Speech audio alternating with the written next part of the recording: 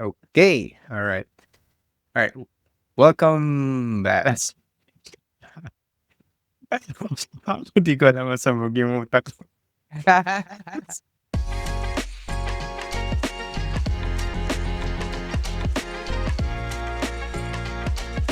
All right. Welcome back, guys, to another episode of Lumpia Bytes. So as promised, we're both wearing bright today, right? So it's going to be a brighter conversation in terms of job opportunities. What are the jobs that will thrive in an AI world, and also what are the new jobs that could emerge in this AI revolution. We were just talking about earlier about the weather, and siguro makita mo kaming ako especially ng pawis-pawis. It's the summer season here in the US. So how are you, Mooch? Welcome back. Hello. Yeah, the weather has not been forgiving, especially here right now. I'm in the Philippines. It's been hot in the morning, super rainy in the late afternoon. So I have a bit of a cold because of the shifting weather, but I we're gonna survive today. Before we get started, just random question, Mooch. When you talk about AI with your friends, what's their initial impression on AI? Is it positive or negative? I think because like 90% of the people that I'm with are in tech and in business. Most of the people that I talk to are extremely excited when it comes to AI. So that's because when you're talking about entrepreneurs and technologists, I mean, this is our thing, right? This is where we thrive. This is what we live on. So they're extremely excited, but everybody also has this underlying impending doom that there's something that's some it's like we're excited, but we also know that a lot of people will be affected with it, with the change. So I guess that's also why we have this podcast, right? Because as much as possible, we want inclusive growth for everyone. And we want to make sure that we're kind of like the change managers or transition managers informally with this podcast that we're hoping to help prepare people to the future that we're going to. Actually, good observation in terms of, most of the tech people, they are excited about it. But I think for me, it's mixed. I was about to say as well that tech friends, they're excited, mostly optimistic. But the general, I would say, there's always a lot of negativity. Sometimes the first impression on something is always negative. There's like a negative bias. Like for example, e-commerce when everyone's pushing on the e-commerce side, they think that we're gonna lose all the stores, right? That they think that there's not gonna be brick and mortar stores anymore. They think a lot of small businesses will go away. But after the transition, what happened was, right, there's more channels for small businesses to sell their products, right? Instead of having just the brick and mortar, now they have online channels as well. So, and then there's tons of small businesses that came out of nowhere, right? Selling stuff online. So it started with the negative and then transition. Eventually, you'll see the positive. Yeah. And then another thing is, I just remember cloud computing. I'm not sure if you remember when data in the cloud is new. We think that, oh, this is not going to fly because we don't want to store our data in the cloud. It's not safe. We're still used to having the CDs, the USB drives. We store all our data in there. Um, Even the companies, right? A lot of them are on premise, right? We don't see that this is going to the cloud because it's not secure, all these things. A lot of negativity around it, but now, like almost all companies, our stuff, it's all in the cloud. It's So it's a normal. Yeah. transition. Yeah.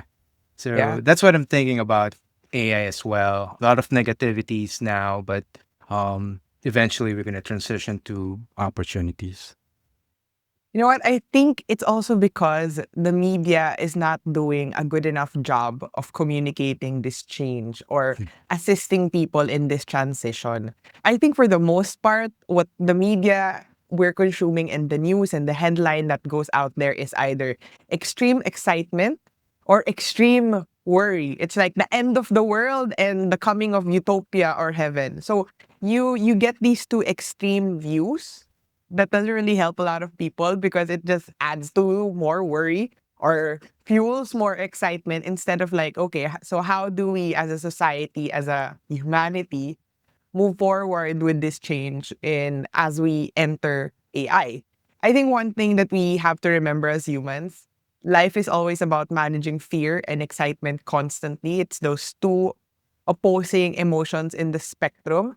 And I think I rest easy in knowing that at the end of the day, humans are hardwired to survive.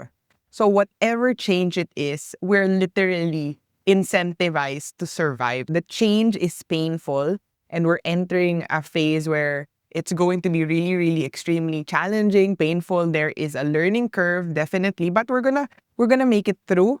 And yeah, and I guess that's what this podcast is for. We're gonna talk about how to make it through successfully and hopefully help people not just survive but thrive in the age of AI. I think you nailed it because you mentioned about the ads, right? All the negativity around it. Because again, it's the human nature. I think the brain reacts more to the negative elements, right? If you look at YouTube, social media, if it's negative, you get clicks. If it's something extreme like oh, I'm gonna teach you how to get $100 million in like 1 year, blah blah blah. So, and there's fear as well of missing out. So, right, if it's not to fear like you don't feel secured, it's the other way around. You feel missing out something. So it's always the fear that triggers something in our brain that's being more attractive in terms of attention. Anyway, so today, I think this is a first step, right? Understanding. I think it's human nature if you think about negative, but don't end there. All right. Think about negative, don't end there. Do your risk management, but also think about the opportunities. And this is what we're going to do today. So, in terms of the opportunities, in terms of the jobs, Mooch, what do you think are the roles that will thrive in, or will be in demand or will flourish in an AI world? So there's like a lot of roles that's available out there in the AI world, but I divide it into like three categories. One are the builders, the ones building this, the technologists, the scientists, the product people, the translators, the business people, the business dev, sales, marketing, trying to translate what's really super technical and trying to sell it to other humans. And the deeply human role that is not automatically uh, changed or shifted to AI, like, for example, teachers, coaches, therapists. These are deeply human roles that rely on human interaction. You mentioned about builders. What do you think is going to be the future of AI machine learning engineers? When it comes to the engineers, I think they're for sure they're gonna thrive. I wouldn't be surprised if engineers would be the future CEOs of companies. AI engineers, developers have a bright future because at the end of the day, there's still a demand for them.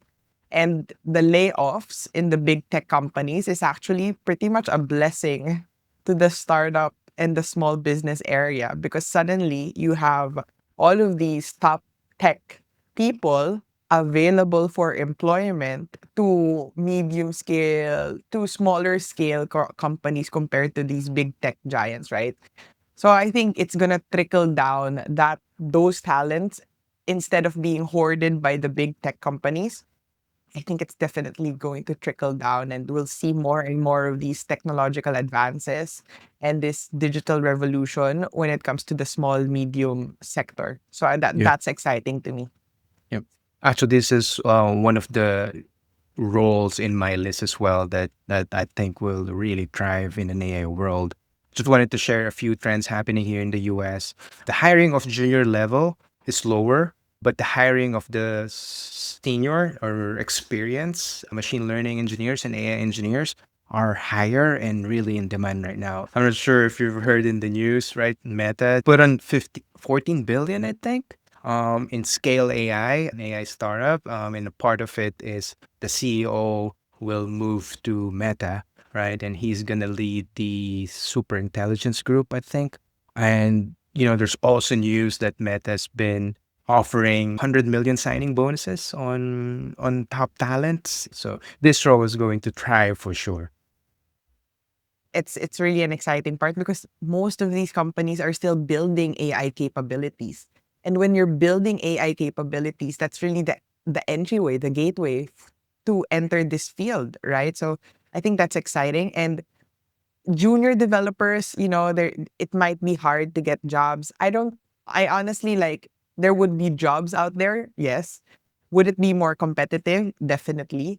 But it's also, I think, a prompt for people to start building things on AI, like vibe code. Go and vibe code, guys. Go and make better prompts. Go and try to be a prompt engineer or how to apply prompt engineering in your job.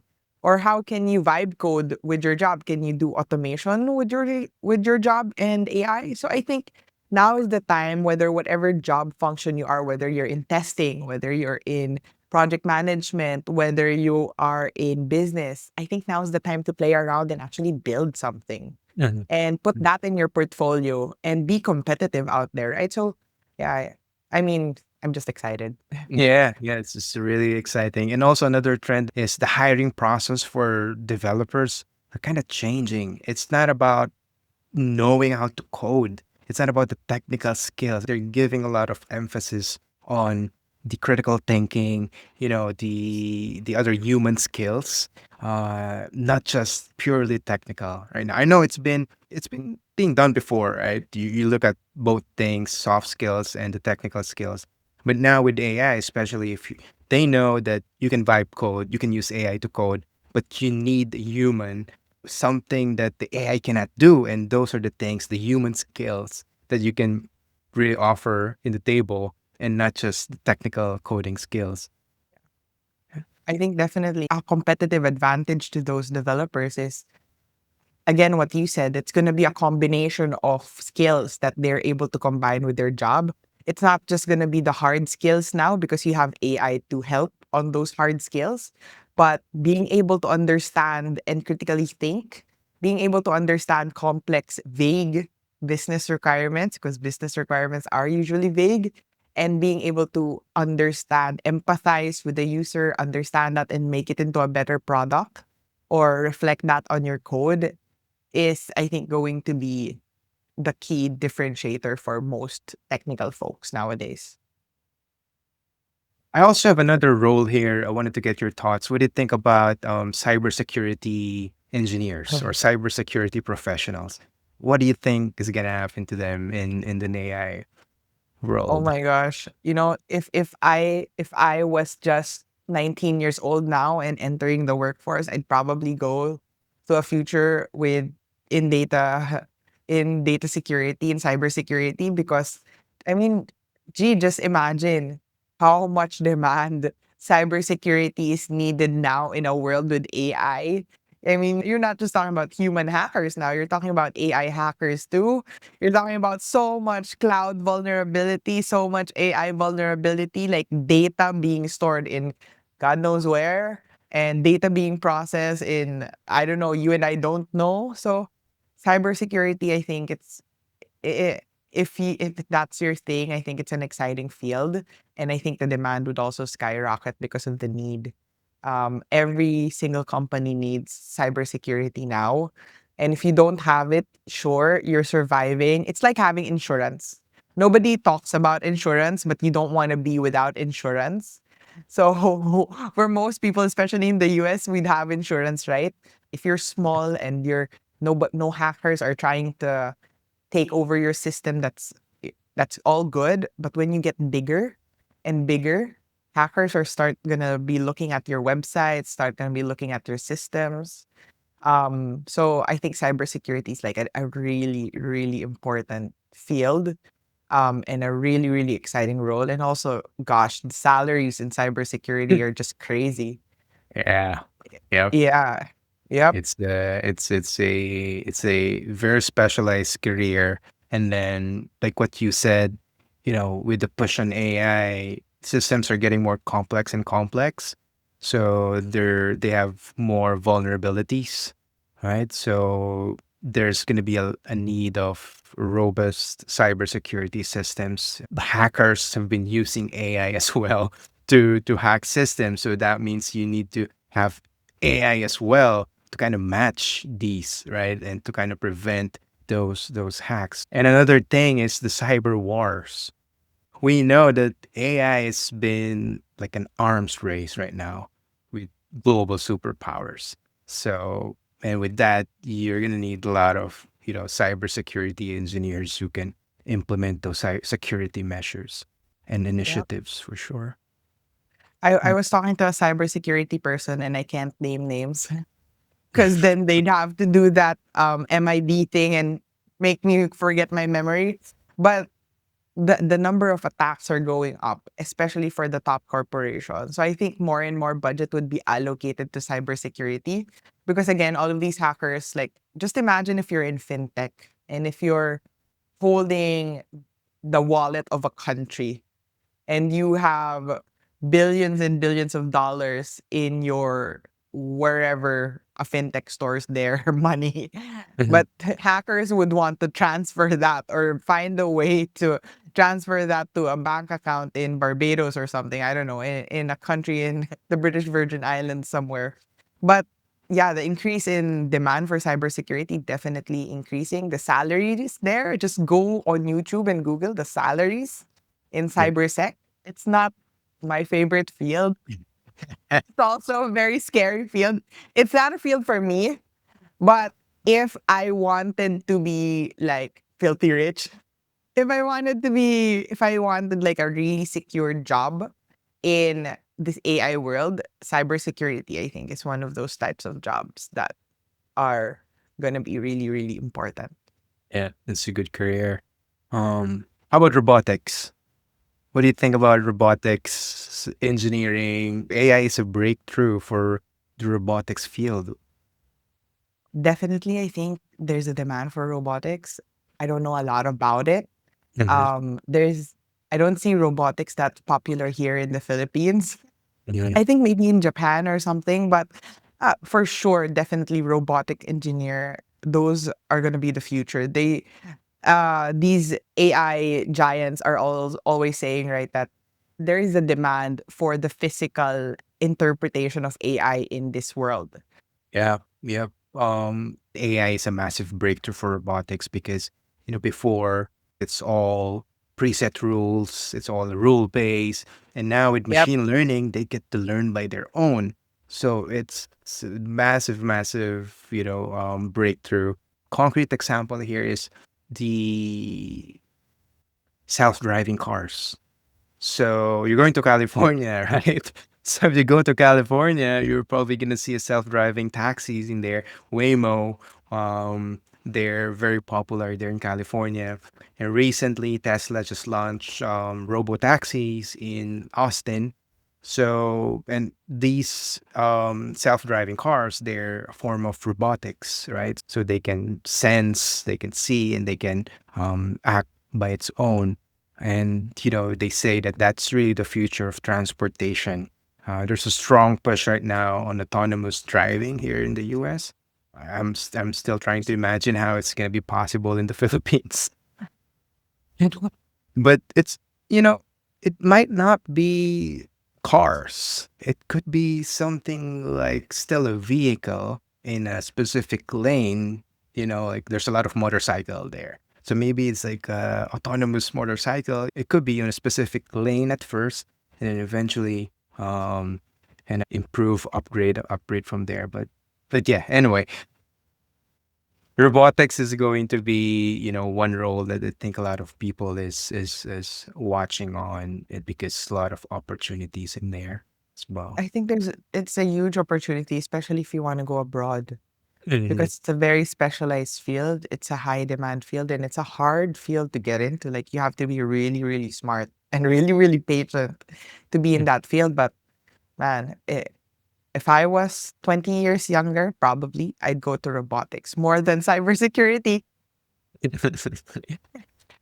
What do you think about renewable energy engineers. We know AI is consuming a lot of power, right? A lot of people have been investing on renewable energy. That's why there's a lot of projects going on about putting up a plant, whether it's a nuclear plant or it's solar. And we know that one query in ChatGPT uses how much energy? I think it can light a light bulb for 4 minutes. This one query in ChatGPT, it's an estimate. Um, and it also uses water because you power up those data center, the servers, it generates heat, so they have to cool it down. Now they have to use evaporative cooling. It's basically used as water, and they think that current energy right now is not enough. Sometimes when we're in the Philippines, I wouldn't think that, oh yeah, these are the roles that will be in demand, will thrive along with this AI push. But I realize all of a sudden that it's more the infrastructure as well. You have to build the infrastructure around AI for it to be fully adapted or the full adaption, just like EV cars, right? Without chargers, without power grids that can support all the power needs of EV cars, you're not gonna go for full adoption. So that's why a lot of investments right now is going to this renewable energy sector as well because they think that it's going to thrive along with the AI applications. Yeah, definitely. Here in the Philippines, I don't hear it that much. I don't even know if we're meeting our target when it comes to renewables. But definitely in the US and in first world countries, that is something that's in demand. Because the thing about renewables is that there's always some form of unpredictability about it, right? Because you cannot predict how the sun shines today, or you cannot predict how the wind blows and how much wind you're going to get. You can predict it to some extent, but I think it's a hard computational exercise. And now that's exactly what AI is for. AI, not particularly ChatGPT, which is a large language model, right? But computational models that could help scientists and engineers try to figure out and predict energy generation as it relates to the weather or as it relates to how renewables collect energy. I think it's going to be an interesting field as well. And for sure, right, if you're an engineer, you should be looking at these types of roles because if it's in demand in the first world countries, it's going to be in demand in the third world countries 10 years later. So, look, I would say that just had this idea. If you want to see which jobs are going to boom, just the ones that are so most in demand in first world countries. Yeah, there's like future thinking, especially if you're still probably still young. You don't know which course to take yet. These are some ideas for you. Exactly. Mm. How about common roles, sales professionals? What do you think? What do you think is going to happen to Oh, our salespeople? I think they're gonna be AI powered. There's still that factor in sales that you need a human talking to another human. I think that skill will never go away. And the better that people are in talking and communicating with other humans, looking them in the eyes, having that conversation with them, making people understand. Sales is super duper dependent in human relationships, Mhm. in communication, in empathy, in understanding, in critical thinking, right? So it's really heavily reliant on human skills. Can we AI power a salesperson? Yes, definitely, because Mm. a lot of salespeople are burnt out. So if you look at the sales industry or the sales field, you'd have people juggling, especially in the large corporations, you'd have people juggling 1:100 clients or 1:500 or 1,000 clients. Can you Yeah. imagine being one human handling 1,000 accounts? Mhm. That's like, I can't imagine how possible that is, but I think with AI you can. And I think now it's more about empowering salespeople to be present when they are in the physical presence of a client or when they're having face-to-face conversations. Like, for example, CRMs nowadays should give you all of the background when it comes to talking to a client. So it's as if you know them personally and deeply each and every time, even though you're talking to like 1,000 people. Mhm. So empowering human sales professionals with AI platforms that will allow them to do their jobs better, I think is going to be the future. If I want to break into a role in sales, I double down on my social skills because more and more we'd see AI powered salespeople that they use AI for context, for information, for data about their clients, for understanding, for empathy, for documenting, for increasing revenue per client as well. I think we'd see more of that.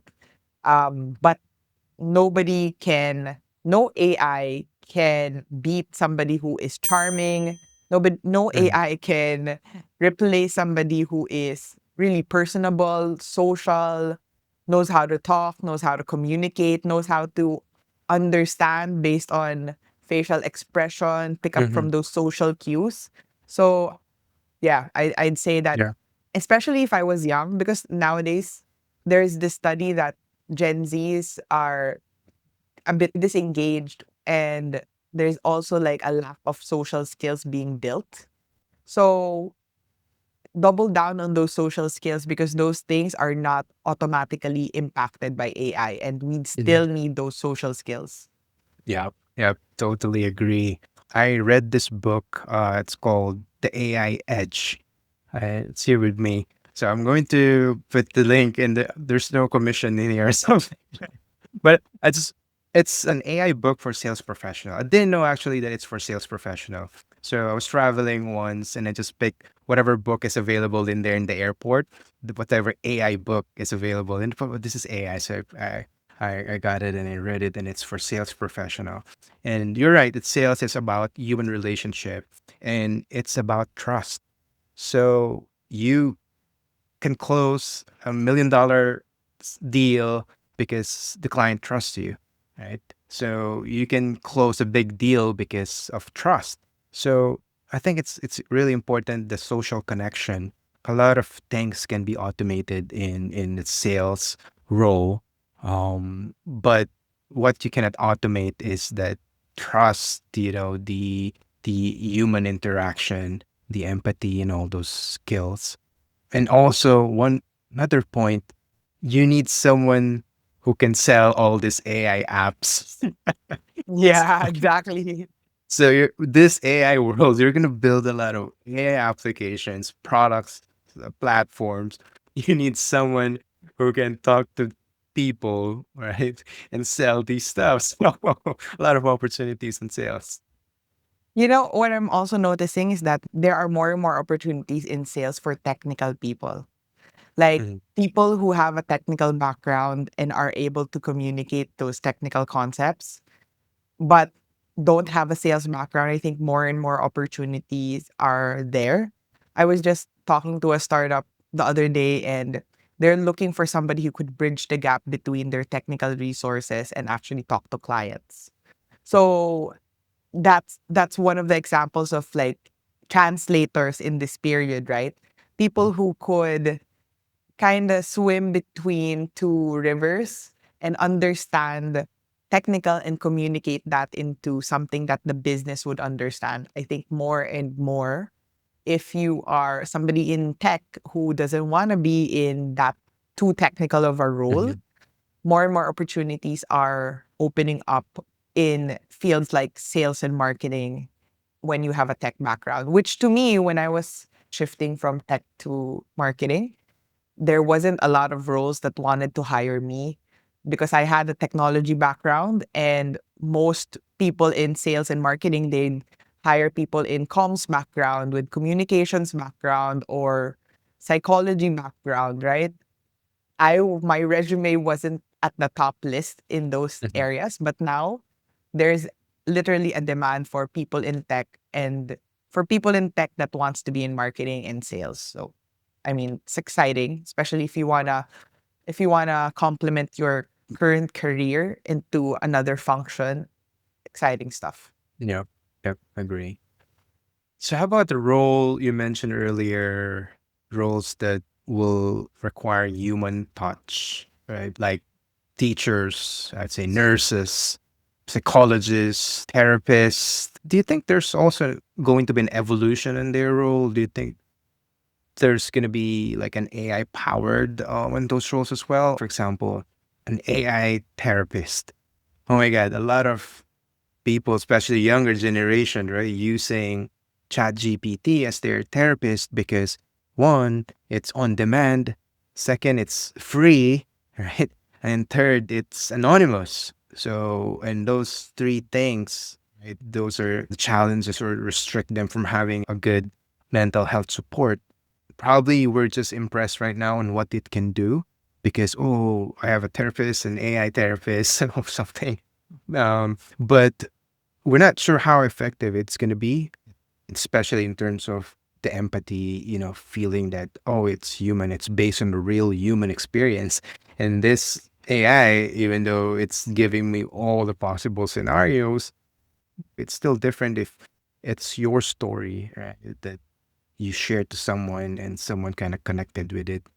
So I think, these AI therapists will probably be a thing at some point, but in the future, people is still going to long for real human care.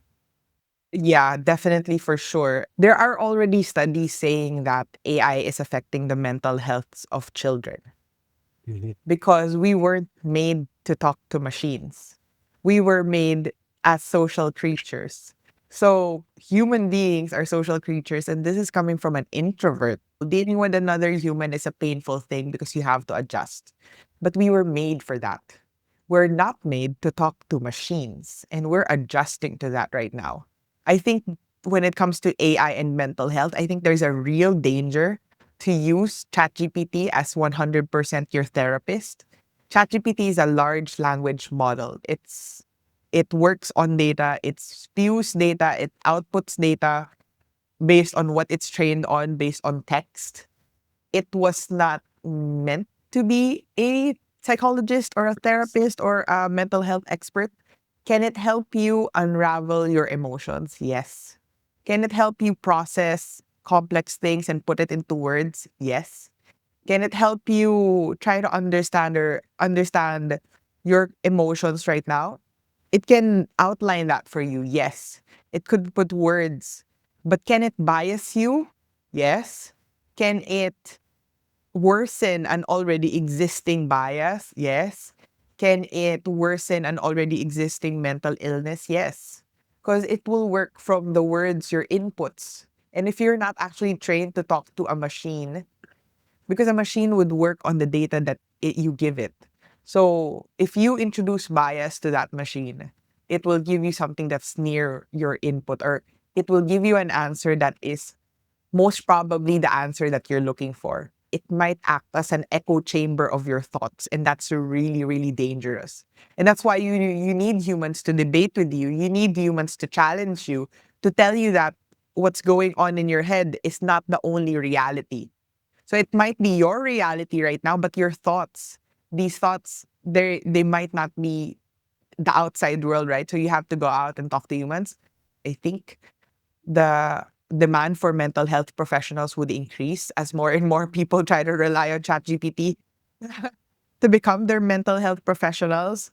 And the more that we're talking to machines, the more, I mean, it's going to be isolating. It's depressing, it's isolating, it's dehumanizing, right? All of these parts. If there are knowledge workers listening here, please, please, please take care of your mental health, and please, please, please don't fully rely on ChatGPT. Get a therapist, get a psychologist, talk to a mental health expert, talk to a coach. I have a coach. I talk to a coach. Um, get out of your head and talk to other humans. That's the most Mhm. important part, I think. Actually, we're going to have an episode about human skills and the human elements. It's going to be after this, I think, that we're going to be talking about that. So it's going to be a good discussion. I guess the most exciting part as well is what are the new jobs, like jobs that didn't exist 5 years ago that's already emerging in an AI world. Oh, builders, translators. I think those are the two things. Builders, Tinder. I love building things. I get most of my high in creating things than operating things. So I think people like me who love building things, creating apps, creating websites, creating new business models, there would be a demand for that. The second one is translators, people who would handhold the team or handhold the business in this change. Teachers, trainers, AI operators, people change managers, transition managers. These ones are the change makers, or the one who would, okay, come on team, we're going to this change, come with me and I will train you to operate in the future. So training, learning and development, definitely. Um Yeah. AI specialized learning and development people whose jobs is just to train the workforce, those roles are going to increase because I know that our company needs that. And AI officers, so chief AI officers, more and more are becoming a Yeah. reality. Like there are these companies that already have an AI officer, and that AI officer's job is to automate most of the business and to implement to manage agents as well. Mhm. Yeah. Okay. Yeah, you mentioned a lot of roles in there. When we started with Gen AI, we hear a lot of news around prompt engineering, right? And they're saying that prompt engineer is going to be a role. Um, is this going to be a part, do you think, like from the builder bucket? Yeah, Or definitely. Mhm. I mean, Okay. there are apps and websites there and platforms now that are relying on prompt engineers. So what those websites would usually have is like an interface, and behind that interface are prompts. So Mhm. agentic AI, there would be prompts there as well. Prompt engineers, it's part of building, yes. There are so many applications in prompt engineering. I always hear sometimes AI operations specialists, because as you have all these AI applications, you need someone to manage it. It's similar to the operations that we know, but it's more of like an admin stuff of the chatbot, for example, the AI platform, all the configurations and management of that will be part of the AI operations specialist. And the trainers as well, very important because you need to educate, right? Consumers, users, clients.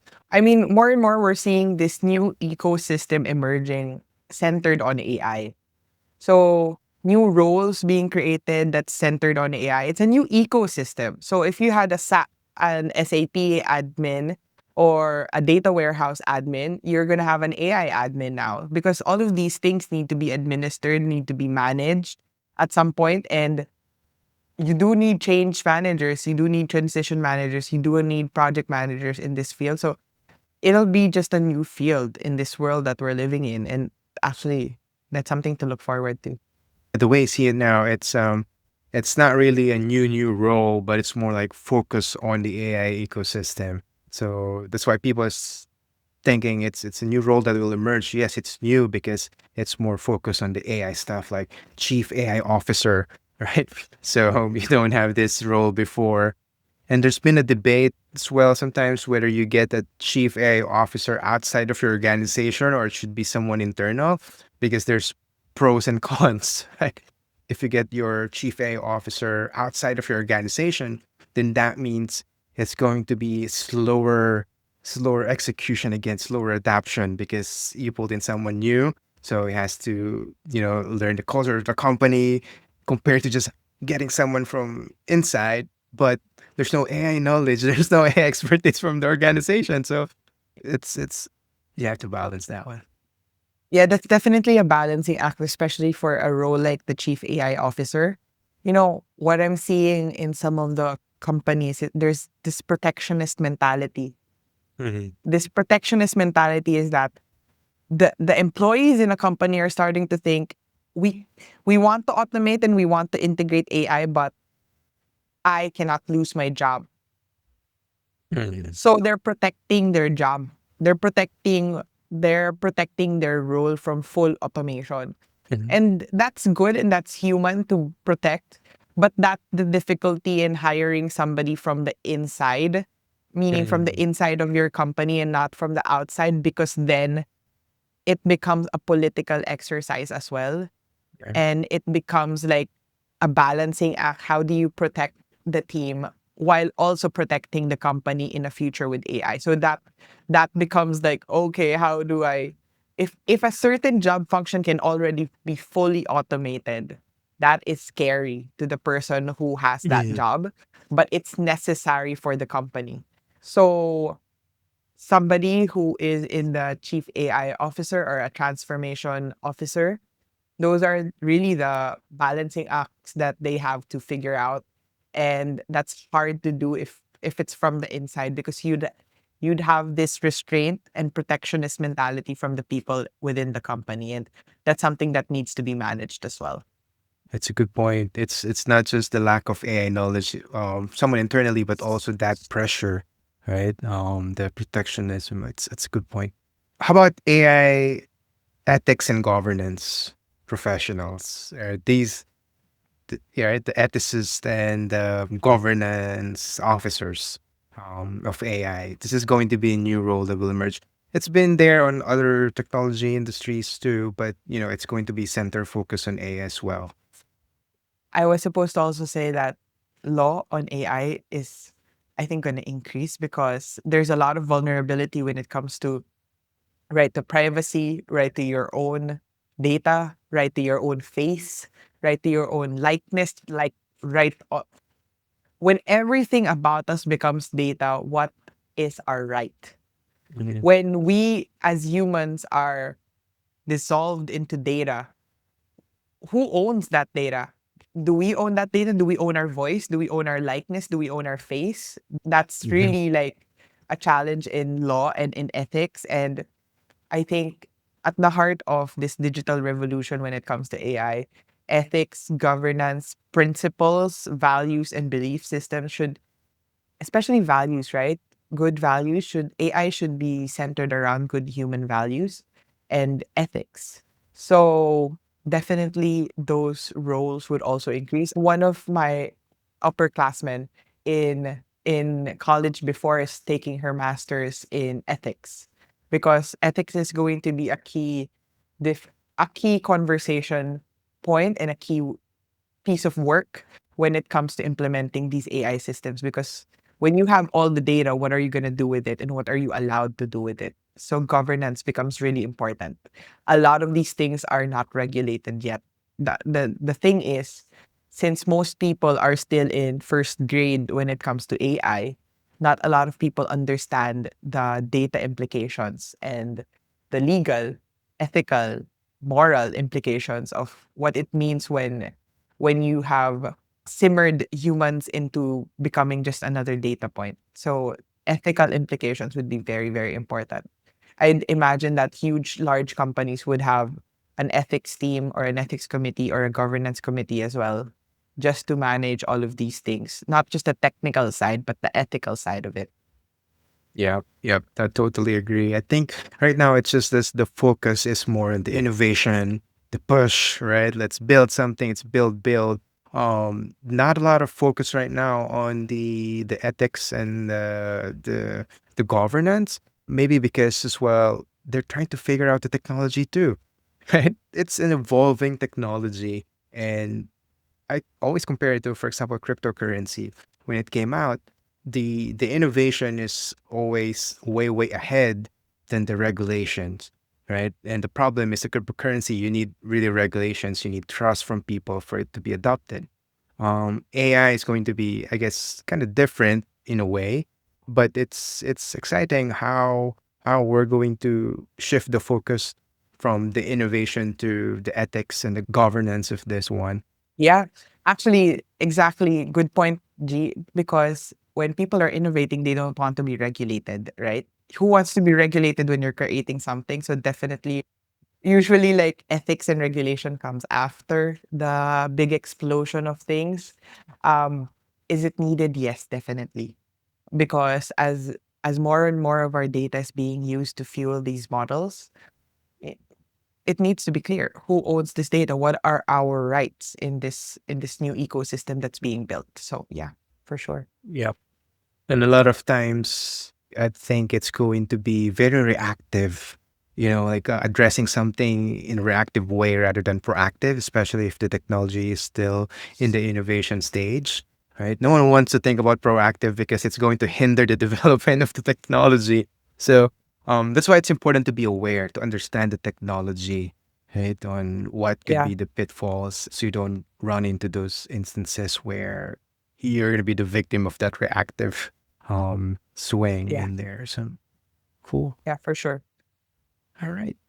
Okay, so the future is bright. A lot of roles, a lot of opportunities. I guess before we close today, what would be your advice, Mooch, to your younger self? If you're just starting and you know that there's so much opportunities around AI and you know a lot about AI, um, what what role do you think would you be very interested in taking? And also, what's your advice to your younger self? Oh my gosh. So, just for everyone listening, I actually don't know a lot about AI. I'd say I'd know like a molecular amount of AI because It AI is is so this much. huge field. It's a huge field, and Mhm. even the ones creating AI don't know everything about AI because there's an application and there's a building side. It's like knowing everything about paint. Mhm. But if you know everything about paint, then have you painted the Sistine Chapel, right? Did you don't there's a part of knowing how paint works and knowing how to use paint. So totally different things, right? Point is, it's a huge field. There's no one single expert on it, and that's the exciting part. Because Mhm. then we as humans can now customize this tool, this paint, and make it ours. Make it into something that's worthy of our eyeballs, our attention, our time. So it is the new paint. We can do whatever we want with it. And create really good things about it. If I was like 20 years younger, I'd tell my younger self, I'd I'd honestly do the same thing that I've done, which is try to jump as many different roles and job functions so that I'd understand how business works, how things work, how business works, how each roles contribute to a project.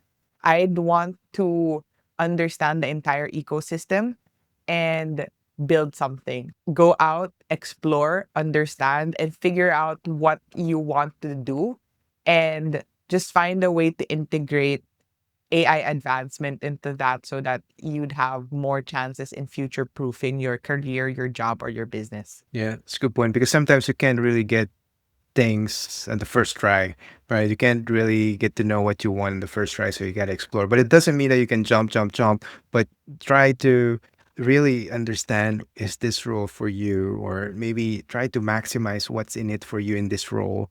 Maybe just to give a concrete example, it's not job hump. The recommendation is not to job hop. The recommendation is to strategically figure out what jobs or skills do you need in order to get to that career 10 years after. For example, me, I wanted a career in marketing and technology. So I jumped from having a building mastery in tech, working 7 years in a tech company, then jumping to marketing, then jumping to the startup world, then jumping to advertising. So in the span of 15, 20 years, I've been able to build mastery in tech, build understanding and a good portfolio in marketing and scaling businesses. So that all works together and I've been able to build a niche. I think a lot of people can do that as well when it comes to like strategically navigating a career that has complementing things within it. So I'd suggest build career capital in this age of AI. That's where I'm at. Yep, How about you, that's it. Fush? For me, I think number one, when there's chaos, there's opportunities. You know what I mean? Because I was just thinking about the intro that we had. We transitioned from really negative side, the job losses, right? And then we transitioned to more positive opportunities. So, I think my advice is it's okay to be negative at first. Do your risk management, right? Wear your PM hat. You do risk management, but don't stop there. Focus on the opportunities afterwards because when there's chaos, there's opportunities. So it's always a two-step process. And we know that in this AI world, a lot of opportunities ahead. right? So just keep learning, keep getting updated, and also most important, I guess, is don't forget your human skills. Do not forget your human skills. So in the next episode, we're going to be talking about the human skills that you need in an AI world, right? Sounds Yep. good. Cool. All right. We'll see you guys again the next episode. Thank you for listening, tuning in. Really appreciate it. Bye. Thank you for joining us.